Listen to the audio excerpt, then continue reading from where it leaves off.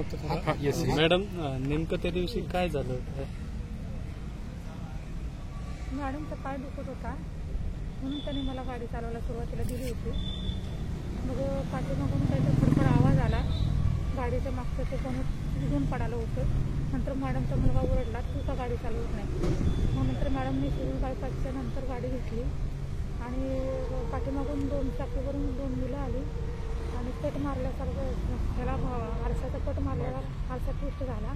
मग ते त्यांच्या मॅडमसोबतून वादावादी करत होते, तुला गाडी नीट चालवायला येत नाही का, येत नाही तो कशाला गाडीत बसली, मागं कोणा तुझ्या मुलाला येत नाही का. मग त्या मला तू कोण बोलतोयस, मी यशस्वीनीची महिला अध्यक्ष आहे, माझं नाव असं आहे, मग मी तो असं दारूतून आलं का, मी करते आमदारला फोन, करते पोलीस स्टेशनला फोन, म्हणून माझा फोन चालू होता माझ्या फॅमिली डॉक्टरचे.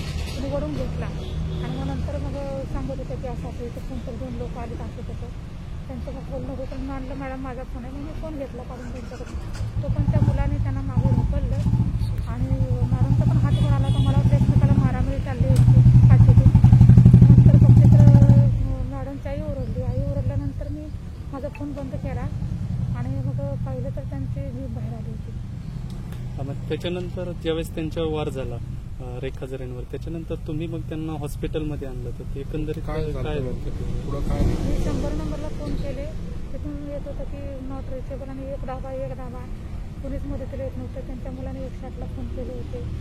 मी गाडीतून निर्णय घेतला की पाठीमागून करून कुणी आपल्याला खाली तरी ढकलून देऊ शकतो, तिघांचा जीव धोक्यात आहे.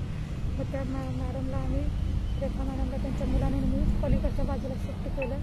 मी गाडी चालवायला घेतली आणि गाडी फास्ट चालवत आम्ही टोल नाक्यातून आलो. ॲम्ब्युलन्स तिथं आली होती. नंतर ॲम्ब्युलन्समध्ये शिफ्ट केलं आणि हॉस्पिटलमध्ये आणून दाखल केलं, सिव्हिल हॉस्पिटलला. आता तुमचा पोलिसांनी आज जबाब घेतला, एकंदरीत काय विषय होता?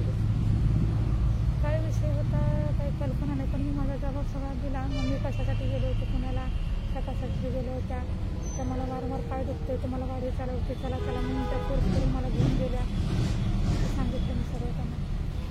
जरी मॅडम यांच्यावरती वार झाल्यानंतर त्यांनी काही बोलण्याचा प्रयत्न केला घटनास्थळी? नाही, बोलायच्या आधीच ते बाहेर पडले. तुमचा आज जबाब झाला आहे, त्यांनी पुन्हा चौकशीसाठी आपल्याला बोलवलं आहे का म्हणजे उद्या किंवा तुम्ही बोलवले का म्हणताय? पोलिसांनी काही चौकशीसाठी पुन्हा बोलवलं आहे का किंवा? चौकशीला मी काल आले होते, आज आले, उद्या परत बोलवले. जबाब दिला आज मी. त्यांच्या आई त्यांची पाय त्यांचा पण दुखत होता ना, आईचा पाय मोडलेला होता, गुडघ्याला प्रॉब्लेम होता, ते तपस्वी डॉक्टरकडे उपचारासाठी गेले होते. मी माझ्या कामासाठी सोसायटीच्या मिटिंगला गेले होते. म्हणजे तुम्ही काल, आज आणि उद्या म्हणजे काल पण चौकशीला आला होता, आज पण आला आहात आणि उद्या पण येणार आहात असं?